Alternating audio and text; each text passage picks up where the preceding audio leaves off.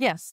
So for example, like one of our customers in Africa is a neobank, right? And so this neobank wants to give their customers USD exposure. It's almost like the dollar app, very similar to the concept, right? But this neobank now wants this extra feature and value add.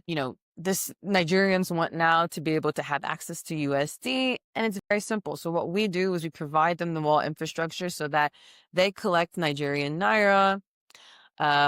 They then convert that into USDC, USDT, and then they use our wallet infrastructure to issue a dedicated wallet on behalf of their customer, and things that they're exploring are things like yield that they're going to then be able to offer to customers.